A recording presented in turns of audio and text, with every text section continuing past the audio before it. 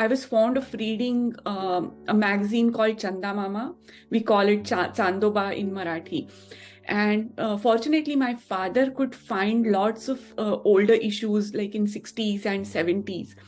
And I just fell in love with all the illustrations in the book, if you have seen Chanda Mama, because there were two great artists, Shankar and Chitra. And actually, that book helped me. Help me with the imagination because they had stories from around the world, literally around the world, like the merchants from Damascus, or stories from our history and Rama and Mahabharata. So I was a very reluctant reader while growing up, but these beautiful illustrations made me read those books. And another set of books were Amar Chitrakatha, because even they had beautiful illustrations. And I always enjoyed reading stories from our history and mythology. So so those were the two magazines or books I really enjoyed reading. Writing a book, I would say it's not like it's going to be a wordless picture book. So this is the first time I'm planning a wordless picture book, and it's a challenging itself because the illustration should speak for themselves. So that is one thing I'm really excited about, and it's about life and death. So it's for kids, but this is the first time I'm trying this wordless kind of a style. So I'm working on that, and there are two more books in the pipeline. If you have seen my Lilu book series, where I like to try out different things. I'm a very big fan of DIY.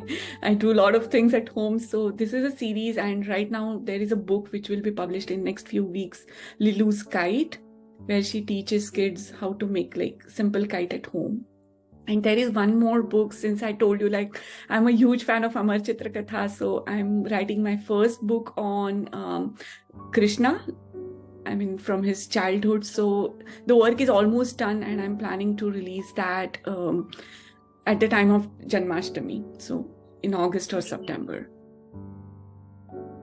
Like, based on my experience, I would say if you're not passionate about textbooks, just start with reading comics or graphic novels, because that's how I started reading. Whenever I just saw the text, I was like, oh, I'm not going to read it, because we used to read so many textbooks when we were in school. So I think there are plenty of amazing comic books and graphic novels, especially if you are residing in United States or in Europe. There are so many options, even like from preschool to adults. So start with that, and once it takes some time to push yourself and read something about a new topic or something, but once you start, just put those efforts, because books are like they can transport you to another world. And for that period of time, it's just like watching a soap opera or something like that, because you get the experiences or situations which you don't really get to experience in your real life.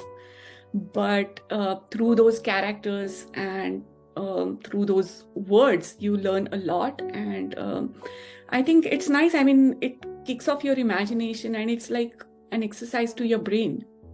So once you get into that habit, so I would just say that if you're not a reader, just start with something which has illustrations.